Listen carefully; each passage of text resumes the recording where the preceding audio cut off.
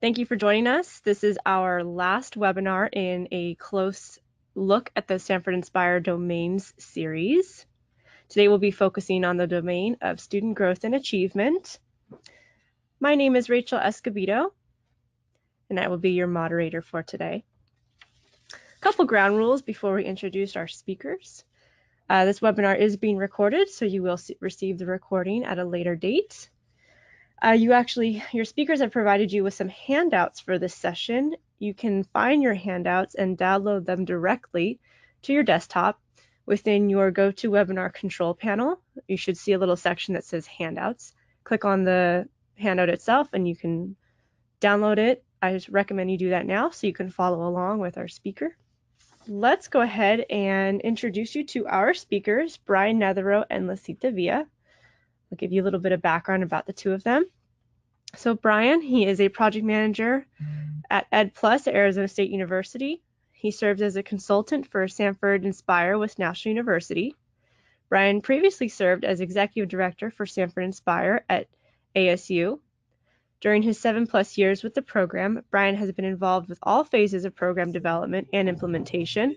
Outside of Stanford, Brian has worked in various education roles, including classroom teacher, teacher development, and school leadership. Beyond work, Brian loves being a husband, dad, and foodie. A little bit about Lasita. Lasita is also a project manager at EdPlus at ASU. She supports the Starbucks College Achievement Plan at EdPlus at Arizona State University. She graduated in May of 2017 with her doctorate of education from ASU. She first joined ASU working in the Mary Lou Fulton Teachers College with the Stanford Inspire program. During her 6 years with the Teachers College, she worked as a clinical instructor, a curriculum coordinator, and as a teaching and learning specialist, all with the Stanford Inspire program.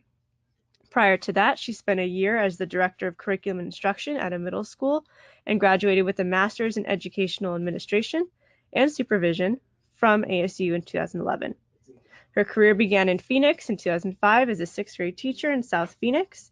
She is a Teach for America Core alumna and taught for 5 years. She's also received her BA in Spanish from Westmont College in Santa Barbara. Welcome, Brian and Lasita. Good morning, everybody. So we're so excited to talk with you all today.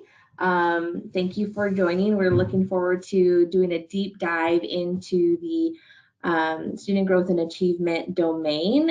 Today, we'll be focusing on some of the research and the development behind this domain.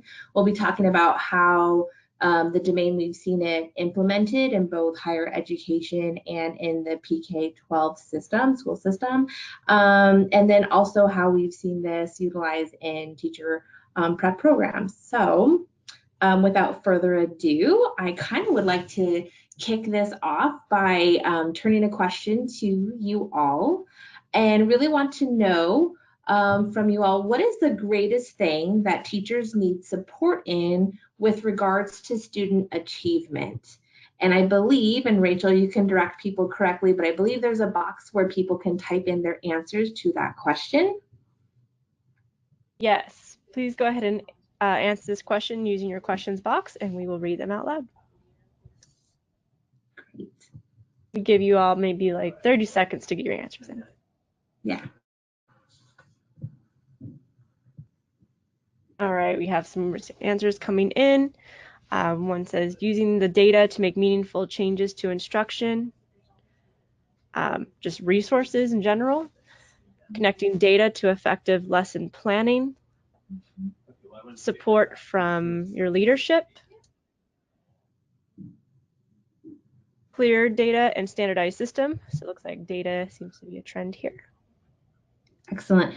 So, and feel free, Rachel, to pop up. I'll turn back to you in just a second to see if there's been a few more responses. But I think all of the things that our participants have typed in thus far aren't anything new. I think these are all things that when I was a new teacher, I had my own questions and concerns and I needed assistance with. And I think these are things that are perpetually out there that we do see new and veteran teachers wanting to are needing to engage in, and things that are gaps or things that they continually work on when it comes to student achievement. So the things that I heard Rachel say previously, using assessment data to really be able to leverage and tailor lesson plans so we can be more data based.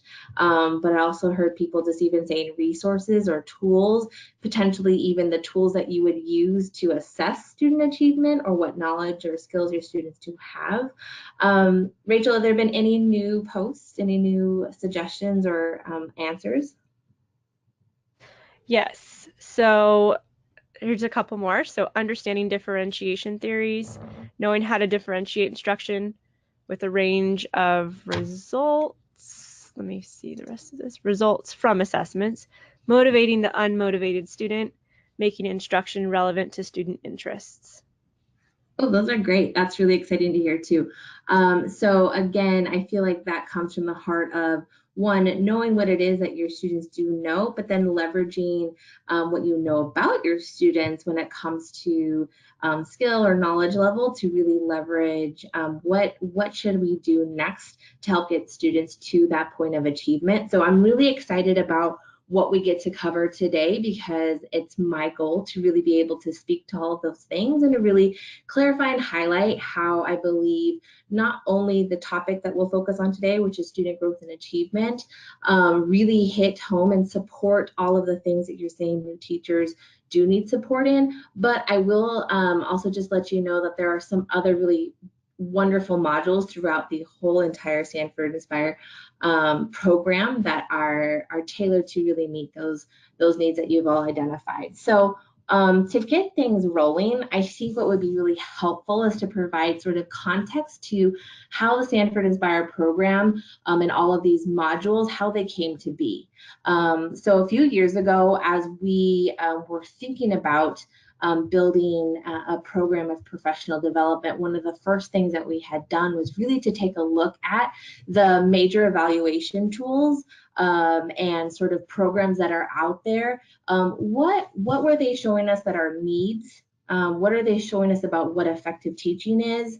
And what we ended up doing is we looked at these 5 particular programs on your screen: Danielson, Marzano, TAP, in task standards, teaching as leadership, and we cross-referenced all of those. We made sort of a crosswalk between all of them and said, based off of all of these, here are the things that encompass strong pedagogical practices. This is what it means to be a great teacher. This is what we're evaluating teachers on.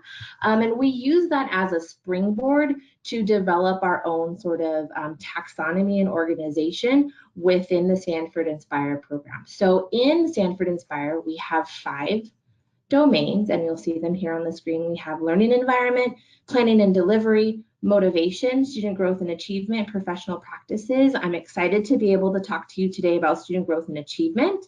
But the wonderful thing about the whole Stanford Inspire program is we really do span the whole realm of pedagogical practice and relationship building with students, colleagues, and parents. And you can see all of these really wonderful topics within each one of those domains. So today I will focus on this domain, but I will mention a few other modules that you can find in our other domains that do relate to student growth and achievement.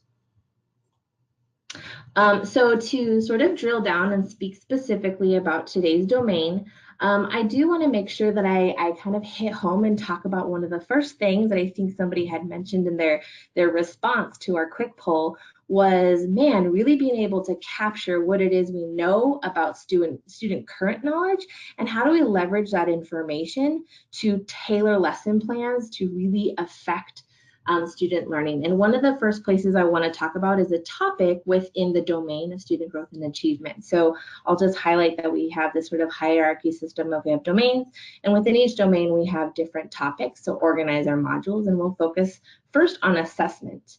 And in assessment, we have these 3 main modules: formative assessment, authentic assessment, and assessing students during cooperative learning. One thing I do think that's really wonderful about the Stanford Inspire program in general, and in this particular topic area, as we really look at assessment not just as multiple choice, paper and pencil kind of view of assessment. As you'll see as I kind of dive into some of these modules, we really look at assessment in a very comprehensive, authentic manner. That means, hey, sure, there are going to be times where we do assessments that are multiple choice and it's paper and pencil, but that is just one type of manner that we can learn about what is it that our students do know and understand and what can they do. The exciting thing is we really take a stance on the whole point of assessing is to understand what is it that students know so we can do something about that. So in that vein, one of the first modules I'm going to do a deep dive into is formative assessment. And we have a video here. I feel like it's best to have people do testimonials who've experienced our modules. And so this video that you'll see right now is of a first-year teacher who has not only gone through the module, but is going to talk about what she learned, what her aha moments were, but kind of like the main things that she pulled away from the experience. So I'll go ahead and let her speak to the strength of the module. Today's education just relies so much on formative assessments, and being able to have a little extra information to go in, the module made me feel more comfortable being able to give those formatives when necessary. I'm Shannon Rice, and I am a first-year teacher. The important thing about a formative assessment is making sure that the students are understanding what they're being taught.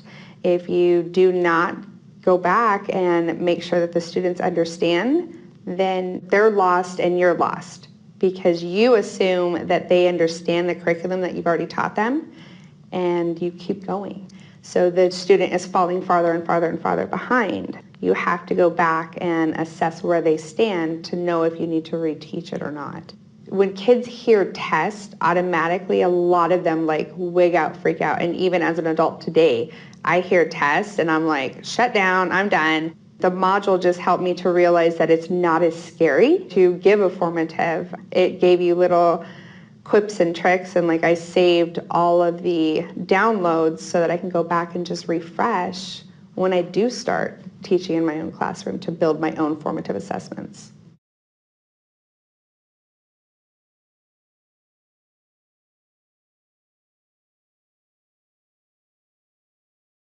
Oh, that the one thing I really appreciate about what she had said there was that it was a way of thinking about assessments and how it plays a role in your everyday sort of instruction and your lesson planning. But I also do really appreciate how she started to speak a little bit about how you begin to frame assessment to your students, that it's not a scary thing. This is just an opportunity for you to let me know what you know. And if you don't know everything, that's fine. We're going to come back and I'm here to help support you to get to the point where you need to be. And I think that's one of the really wonderful things about talking about formative assessments and putting that more at the forefront of it's a tool to help me be a better teacher. It's a tool for my students that they can use to help them really be self-aware of what am I learning? What else do I need to learn? What do I need to focus on?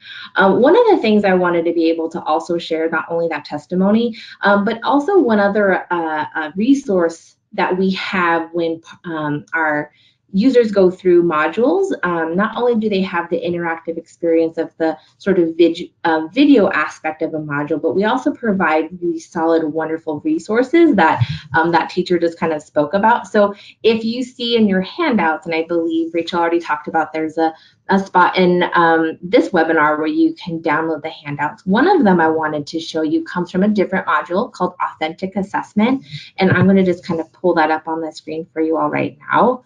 And this is something that you would get in every single module. We have a resource bundle, and within the resource bundle, you can get a variety of different things. One of the first things we usually provide is something that is a takeaway for the teacher from the module. These were all things that are covered in Authentic Assessment. I'm going to just change the view size a little bit so you guys can see holistically what this looks like. So we kind of recap, what do we mean by authentic assessment? That it's something that doesn't just have to be a paper and pencil, but really, what does this look like? What does this skill look like in the real world that we would have students be completing? Here are some of the major criteria for authentic assessments: real world, skill focused, it's fair, opportunities for students to self-assess themselves. And the wonderful thing that I love about the work that we've done in Stanford is that we have our research to solidly back, here are the criteria, and here are our well-known scholars who support this criteria as being an essential part of this type of assessment. Not only do we have those sort of takeaways that you can use in your classroom, the beautiful thing is we often understand that just showing you criteria may not be enough. You may actually need to have some examples. And lower elementary is very different than high school. So what does this actually mean for a particular standard? What kind of thing would a teacher do to help assess in an authentic manner this particular standard, or in this grade level, a different content area, and for a completely different grade level, different content area? So we wanted to be able to have a point so that no matter what you teach, you can kind of see how this content relates to your grade level and or your content area. One other thing that I do appreciate about this particular module is that we provide a supplement, which I would say is true for a lot of the modules. There are supplements within this resource bundle that is usually what it's related to is that there is something that we've talked about, we've gone, we've touched on within the module, but here is something else that you can take away, just because we know that there's so much that has to do with authentic assessment. Here's something else you can take away to help you as you plan and design assessments and lessons in your own classroom. This one is particularly wonderful because I feel like it helps teachers reframe their thoughts around assessing and tests. And let's be honest, like, we're in an era of standardized tests. Like, that is something that is a reality for teachers as well as for students. This is coming into a concept around teaching through the test. How can we still help our students be prepared for standardized tests, to have those standards measured for them, but how can we do this in a way that relates to something that is relevant and authentic to the real world, relevant to the student? And so this actually is a really wonderful guide that talks through that. Again, giving examples for how a unit, like how a teacher would sort of frame a unit and how they could make this come to life in their own classroom. The other thing that you always find in all of our resource bundles is our references. We have them all listed here, so in case any teacher, any administrator wants to dig a little bit deeper in any of these topic areas that we have referenced and highlighted up here, they have a place to be able to go back and dig in and find, oh yeah, like I want to read that Wiggins article or Popham's book, etc. So that is something that you will find in all of our resource bundles, and every module has a resource bundle.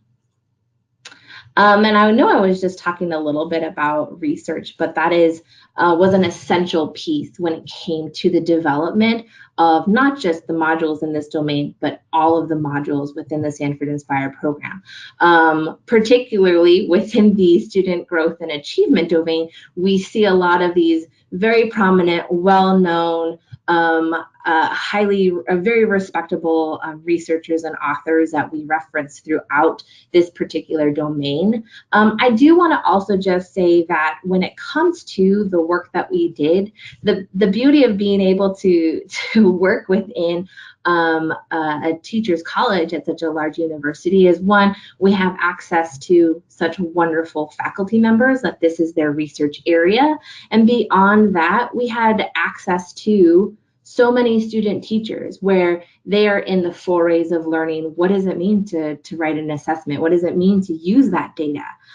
So not only did we use research to guide the topics and also act as the backbone to what is covered in a module, we also had the day-to-day experience of working with faculty members and teacher candidates and teachers in practice, their mentor teachers, district partnerships of what are the needs that are out there, what do people want, what are teachers clamoring for, and how can we tailor both what we see in research and the needs that are identified out in the practitioner world. So that is, we kind of covered assessment as being one of the topics that is within the domain of student growth and achievement. One of the other topics is setting goals. And this module, we have one main module here, it's understanding SMART goals. And this actually came out of a really interesting partnership and conversation with our special education faculty.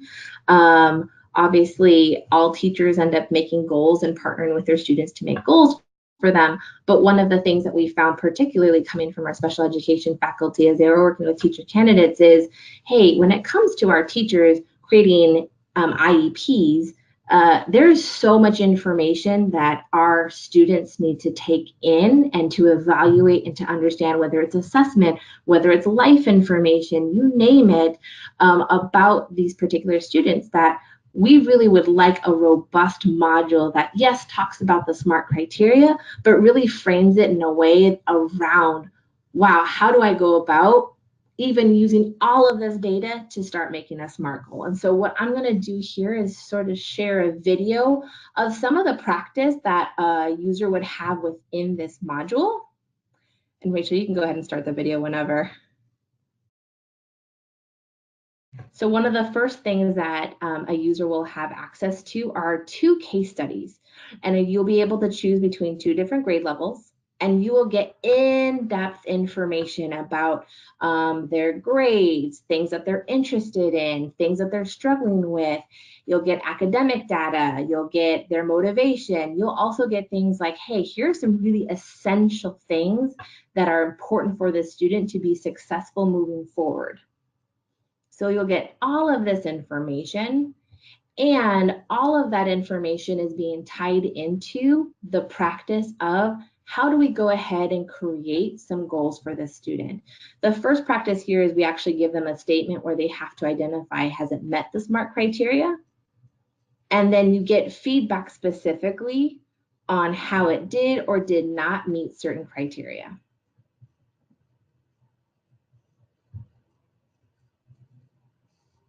And so I know this video is going really fast. I just kind of wanted to give you guys an overview of it, but wanted to be able to say that you will, in the module, not only get an understanding of what SMART, the acronym actually stands for, but you also get to experience really a lot of information that you will have as a teacher that you need to keep in mind as you are creating goals for students. And like I said, that ask really came from our special education faculty. These particular students that are in that example aren't necessarily students who are identified as having IEPs, but that amount of information, the kind of data that you have, is very similar to what you would get for students who you are developing SMART goals for an IEP. On the same lines, I did want to show you that even, we have really robust, phenomenal practice within the module. If you go to this other handout, it's another resource bundle for understanding SMART goals. You'll see that the tool that we have users walk away with is a pretty simple tool, because we're really just trying to hit home what are these main components that are the SMART criteria. And this is just a tool that can be used even if you have tons of data on a student or very little data, to be able to either create a SMART goal or to evaluate a goal in front of you, whether or not it follows the SMART criteria. And again, at the very end of this tool, you'll have our references list, and you have an easy takeaway tool that any teacher can use in the classroom. So to keep moving along, the next topic area I wanted to highlight was our last one within this domain, and it's called tracking progress. And again, I'm going to highlight a particular resource that we have with every single one of our modules, and that's something called a coaching guide. Brian will talk a little bit more about this later, but when it comes to the modules, they can really be used in so many different ways. Often the way that we found them used the most is in sort of a coaching situation. We worked in a teacher's college where we had novice teachers, and they were constantly being evaluated, and they needed resources, they needed support. So modules were one way of being able to tailor support for a teacher candidate.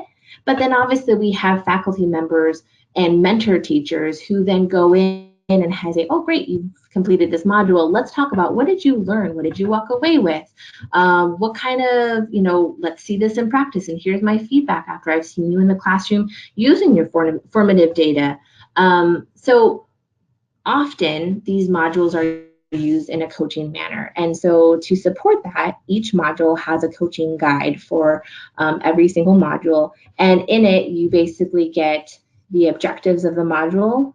You get a real brief summary of essential knowledge, skills, and important mindsets that are covered within that module. You'll get a brief description of what if a teacher were to take away everything from this module and walk into their classroom the next day and rock it out. What does that look like? What does this skill look like in action? And the other really wonderful thing that I think is wonderful is this section. What are some great questions that you can engage in with that particular teacher to support them in a coaching manner? After they've watched the module or after they've tried to test this out in the classroom, here are some questions to help sort of springboard a discussion with that teacher. And along the same lines, let's say that a teacher goes through this module, you've had these wonderful discussions, but we're still seeing some of the things that they've not necessarily mastered this skill. Here is potentially what that situation would look like. Here's some great prompting questions, again, to spur more discussion and conversation, as well as here are some wonderful suggestions of things you can do as next steps, as things that they can do as next steps to help their support and development of this skill. And as always, we always have the in-task standards down here. So if this aligns to something in particular when it comes to their evaluation, this is an easy connection to that. I would also say I have seen the coaching guide used in non-coaching situations. Sometimes there have been districts or schools that have offered this as the module as professional development for their teachers. And this has just been an opportunity for an individual teacher on their own to kind of like, okay, here's what I'm going to be getting into, and here's some important definitions, and here's some great reflection questions when I'm done with the module. Or wow, you know what, I still am struggling with this. Let me think about these things, and here are some things I can do on my own. I guess that's one of the things I love the most about the Stanford Inspire modules is that they can and have been used in such a variety of ways. Individual teachers can use these and support their own professional development, but they obviously can be used in a coaching and supported manner as well. So to get us back over to our PowerPoint, I wanted to kind of bring this all together and think about specifically the things that you guys had called out in the poll that we had at the start of the session here, at the start of the webinar. And I think some of the things that I haven't been able to hit home on yet, where some people were talking about differentiation. I think someone had talked about, I'd say like a lot of the things that I haven't touched on is how do I take this data and really utilize it in a way and differentiate for my students in my lesson planning? How do I track this? And coming back to that, I do want to say that we have other modules within our domains that completely support those other needs that you all have, oops, I went too far, that you all have mentioned. So That is kind of the tough thing about teaching. How do you slice all of these pieces? Where do these modules best fit? The 5 modules that I've touched on and covered a little bit today felt very clearly squarely into the student growth and achievement sort of domain. Some of these others that are listed here, I think, are some of the things that you guys are all speaking to specifically, and I wanted to highlight a few of them. Once student has given you answers, how, once they have completed an assessment, formative or otherwise, how do you give them feedback? How can you use that feedback in a way that really truly will help them get to that point of mastering that standard, mastering the skill that they need to? For some of those things that you guys talked about with differentiation, we have a whole differentiation suite where we do a deep dive into how do you know about the different aspects that you can differentiate your lessons as well as your assessments for students. One of the things that we talk about specifically is performance tasks. What are the things that you can craft for your students that are authentic, but then are also sensitive to ways that we can differentiate, and really, is it based off of learner profile? Is it based off of some of their preferences? Things that we can do to help students experience assessments, show us what they learn, but do it in a way that's tailored to their individual needs. Some of the other things that are really tied to student growth and achievement, backwards planning an entire unit. Really having a great vision of what you expect student achievement to be from a unit, and doing that sort of solid step-by-step design to make sure everything is aligned to support students in achieving. Problem-based learning experiences. We even talk a little bit, not a little bit, we have a whole module talking about homework. And then again, we have a wonderful suite around cultural responsive pedagogy. Here is a specific module that I think is greatly aligned to this whole topic of student growth and achievement, which is linking identity and achievement through cultural competence. One thing you may not know, but as you click on a module, if you scroll all the way down to the bottom of the module, it says here, it offers suggestions of related modules. And that's when you would see a lot of these popping up as suggestions. Otherwise, I do know that you guys will all have access to this PowerPoint at the end of the webinar. So these are things that we have a search bar. Feel free to type in this title for the module to be able to jump specifically to one of these in case this is something that you feel like is particularly helpful for you in your situation or for your colleagues. With that note, I think I'm going to hand it over to my colleague Brian, who will talk a little bit more about how the modules have been implemented.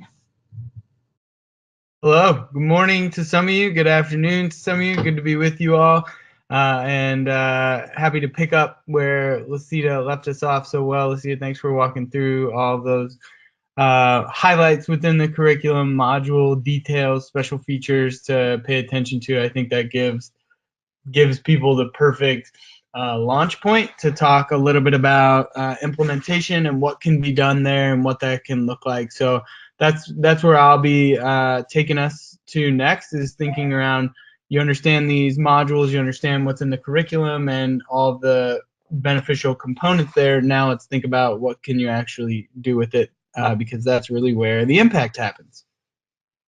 So regardless of the implementation method that you choose, our overarching way of thinking about implementation is represented here with the CARE model. So I wanted to walk through this briefly because it does apply to any implementation strategy that you might choose. So there's 4 steps in the CARE model, as you can see, and the first step is complete. So whether you're using modules with an individual or with a whole group or somewhere in between, the first step is completing the module that has been identified for that particular implementation, going through the content, engaging with the materials, and really genuinely completing the module. The second step in the CARE model is apply, and this is where the rubber really starts to meet the road. A lot of teacher professional development requires you to kind of sit through the training and engage with the content.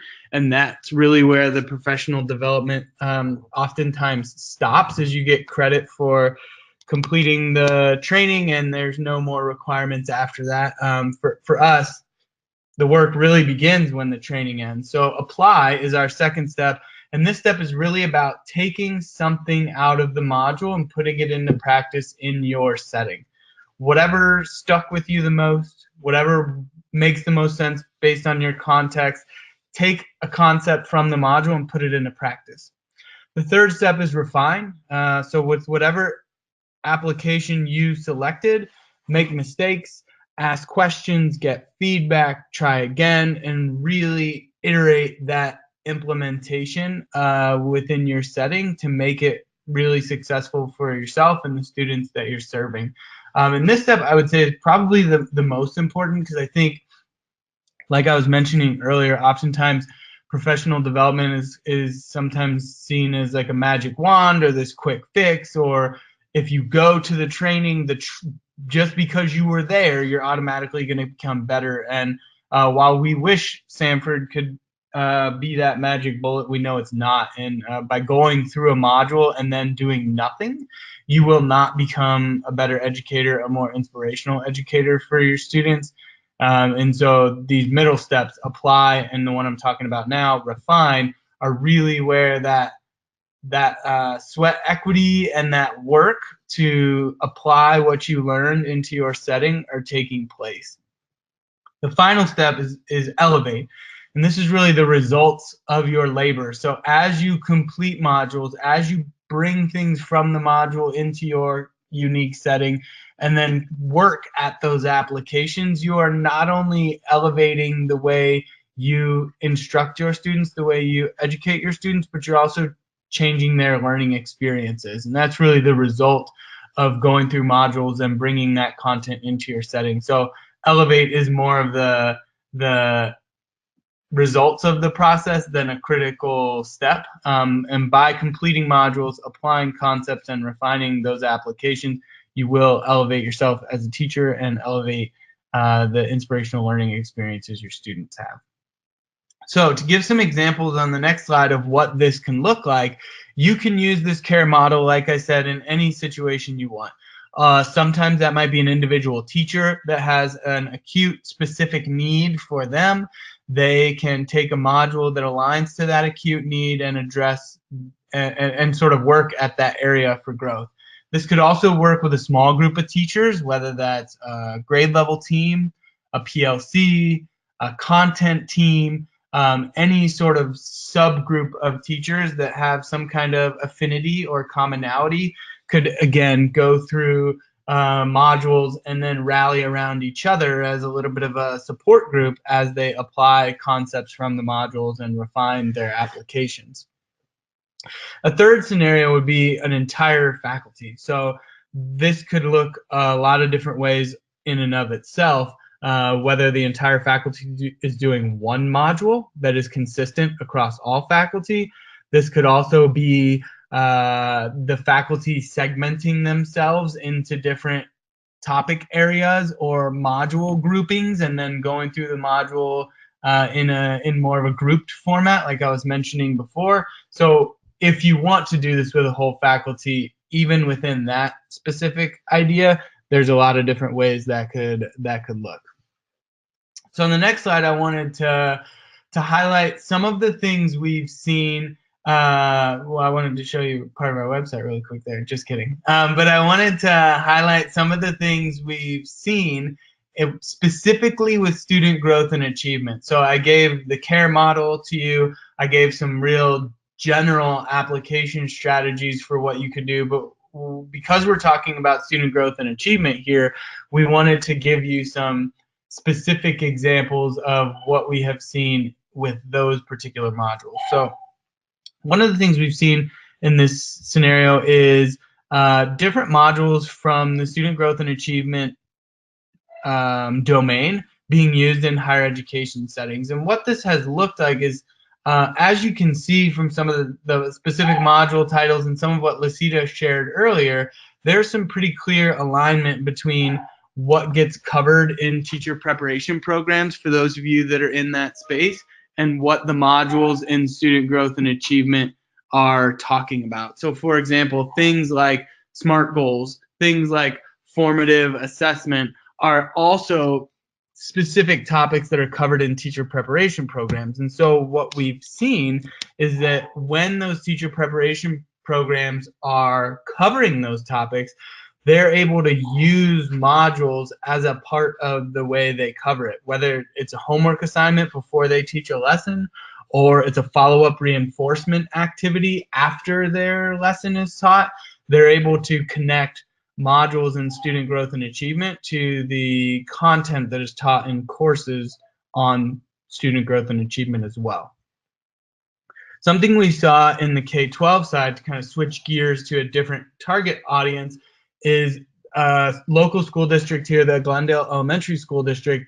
They comprehensively revamped their teacher induction program for all new teachers in the district. And what they did is, in the fall part of the year, the first half of the year, they had a specific set group of modules that all teachers needed to go through on a set cadence. But in the second half of the year, teachers were able to identify different tracks of learning depending on what was most relevant to them, and go through that track during the second half of the year based on their needs. And one of those tracks was student growth and achievement. And so they were able to use the modules in this domain as a part of the tracks that they offered to all of the new teachers across the district. One final point, the third point I wanted to make about the use of these particular student growth and achievement modules, is that these modules are also being used in some different ways from some of the other modules. So that's what this big gray band is across the bottom. These modules bring really a well-rounded view to assessment, especially with some concepts that might be newer to educators who have been in the field for a long time.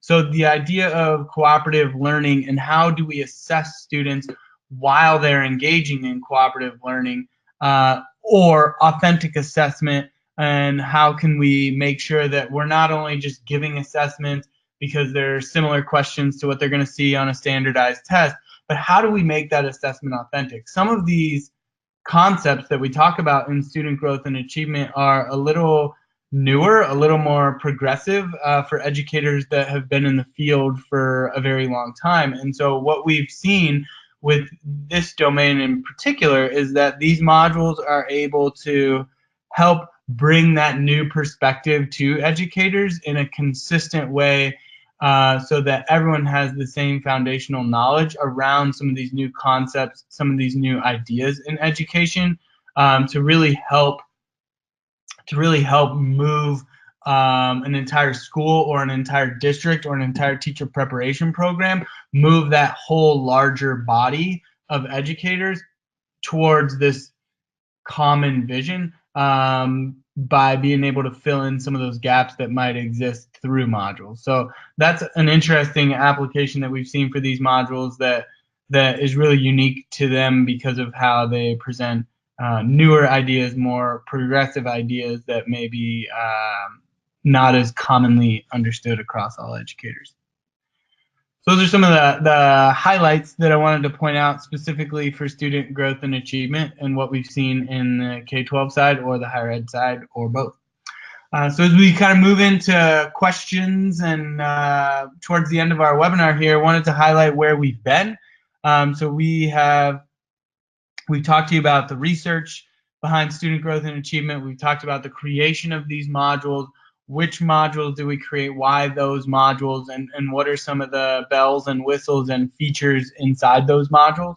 We've also talked about what can you do with those modules. So not only what they are and what comes with them, but how can you put them into practice, whether that is on the K-12 side of things or the teacher preparation side of things, or both, depending on what your context is and where you're working on a regular basis. So we hope you've covered we hope that you agree that all three of those things have been fulfilled through this webinar. But if you don't agree, that's okay too. And we will now take any questions you might have or clarifications we can offer. So I'll turn it back to Rachel to let us know what you all are curious about or wanting more of. Thank you, Brian. Yes, this is the opportunity to ask our speakers any burning questions you have. You can submit those questions in your questions box and I will address them. First question from earlier in the presentation, looks like this is a very specific one. How can project-based learning meet the standardized tests that align to Common Core standards?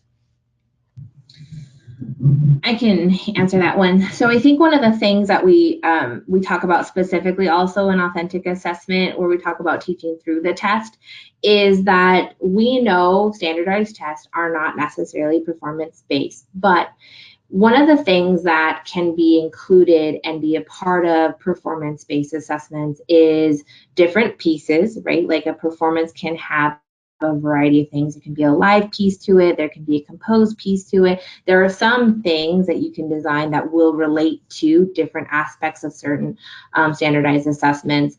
Along that line, one of the things I really appreciate about the authentic assessment module is that we really talk about you can have something that students, and there's the example that we give actually in the module resource is really wonderful, is that the whole unit can be on something that is relevant, could be tied to social justice, can be tied to aspects about somebody's actual personal interest that they're doing a deep dive into. They can be creating actually design and building something that is relevant in the real world. And as a part of the larger ask of a performance-based assessment, there are different things that students can do along the way that can be similar to one standardized assessment. So there can be formative assessments that you're asking specifically around like how something is, I'm thinking of something with writing, but like,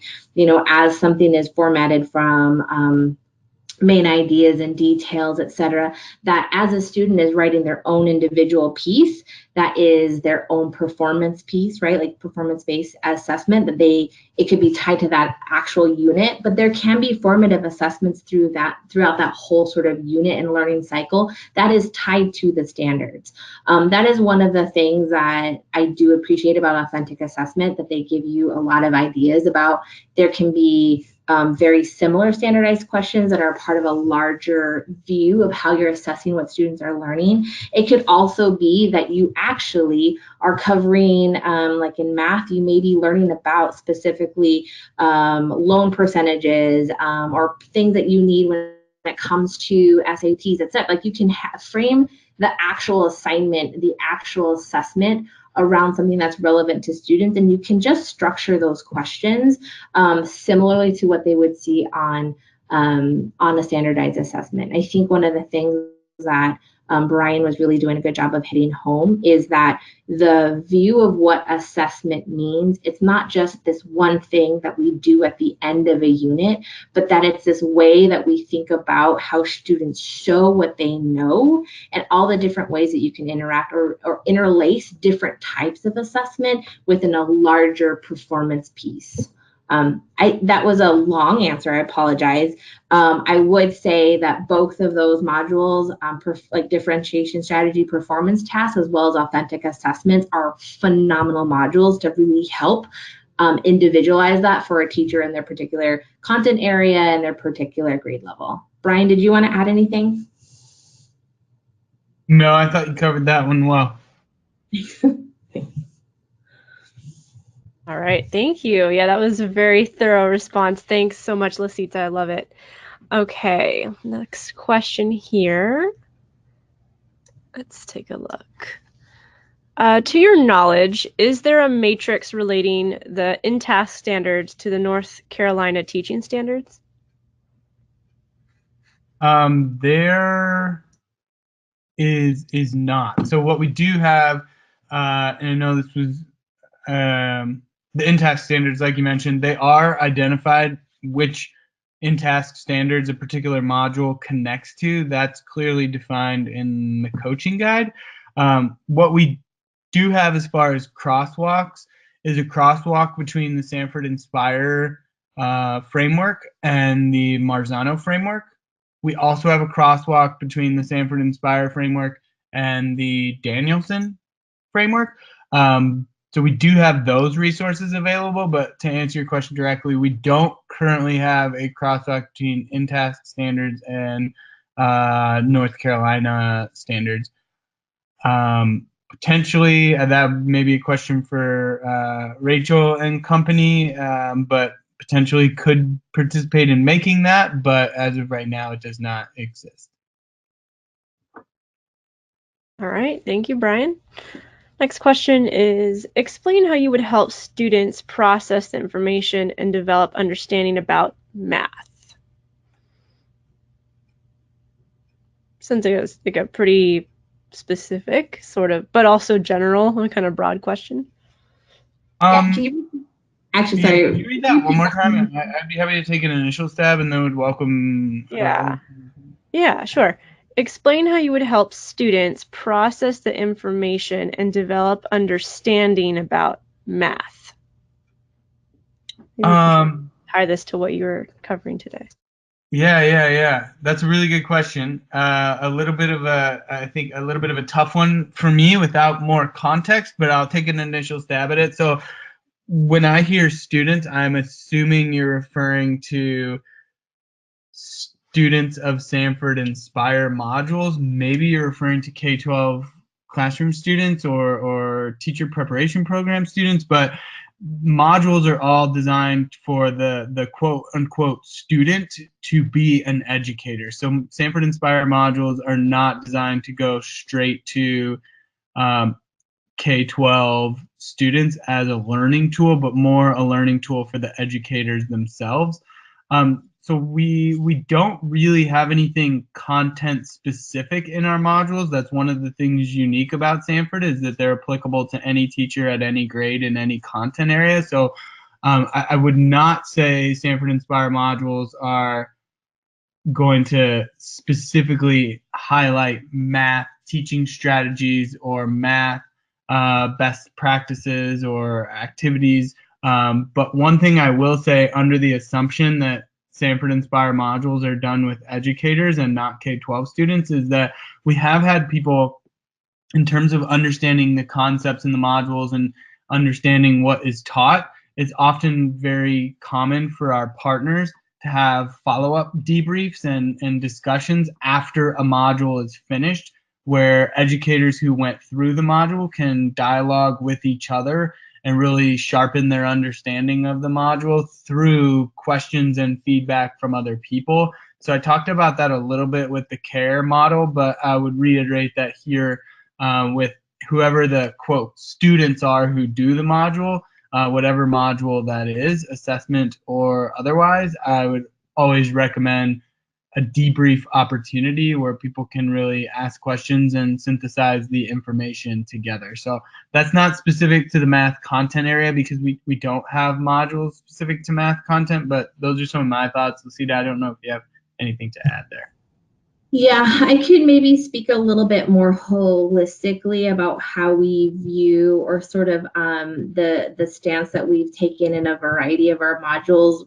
And I'll speak to specifically then like how we think about how we design things for as teachers for K-12 student facing things. So one thing I've talked about already is, right, like one major piece is we really talk about the importance of learning that is relevant to students, that is real world, that can connect whatever the standard is to how this is applicable in life. And I would say that is also very true, something that we hit home heavily in our backwards planning unit module, that one of the essential pieces that we have as one of the first things that you do as you draft a vision for your unit is to not only have a very clear understanding of what the standards are that students do have to demonstrate mastery on, is a very clear understanding that the teacher needs to develop on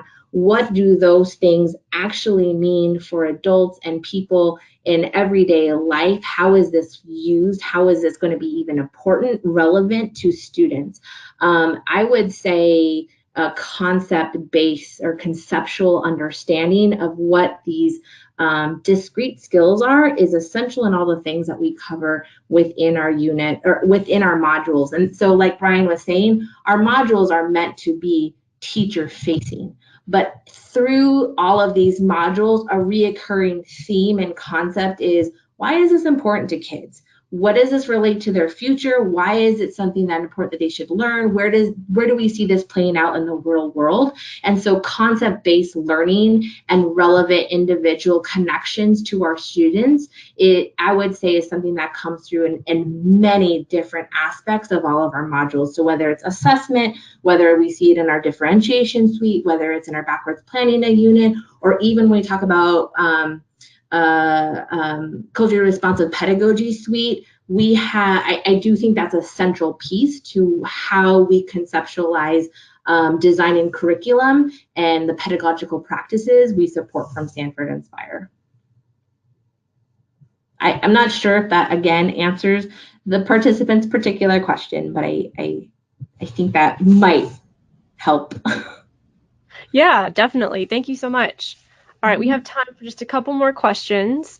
So next question is, where can I find more information on how these modules can be used in teacher induction programs? One thing that would be helpful would be we, as a part of the teacher induction program work, we did do a research project with Glendale Elementary School District and have published that research project. So I'm doing some real-time looking here, but if you go to our website, stanfordinspire.org, and in the top section, there is a button called Research and News. If you go to that section, there is an item in our research tab called the Effectiveness of On-Demand Modules as Professional Development Intervention for Teachers. That's a really long title, but that's what it's called. So if you go to stanfordinspire.org, click on research at the top navigation, and then you'll see there is our study there that talks specifically about our intervention there. Great, thank you. Next question, do you discuss assessments for English learners in any of the modules? Yes, we do. I would say that some of the things we talk about in our one differentiation suite would be applicable to students who are emerging bilingual students. We also have a wonderful suite of modules that is geared towards teachers who are supporting emerging bilingual students as well, where we do talk about that. And I believe that, Brian, you can correct me if I'm wrong, the suite for emerging bilingual students, I believe, is in our planning and development domain. Planning and delivery, yep. Oh, planning and delivery, my apologies. Thank you, Lisita. I believe we touched upon that in our webinar on planning and delivery as well. Okay, very last question, and then we're going to bring our webinar to a close. So who is a good researcher that supports relevant assessments, especially for English learner students? Well, I would say, oh no, I'm not. I thought I was on mute. Apologies. I would say a good handful of all of the researchers that we actually have in our listings already, kind of that I had earlier in the slide deck, are all proponents of relevant and authentic assessments. I mean, Darlene Hammond goes in depth on this. Nick Teague, like you list any of those, you look at any of those, and those are researchers who support authentic assessment. And a part of authentic assessment that we really hit home on is, one, relevant to students, and two, when it comes to differentiation, knowing what it is that knowing the skills of your student, knowing the abilities of your student, as well as knowing the actual thing that you're trying to assess from them and understand what they can do and understand, those are all things that are highly prominent in any of our like top researchers around assessment.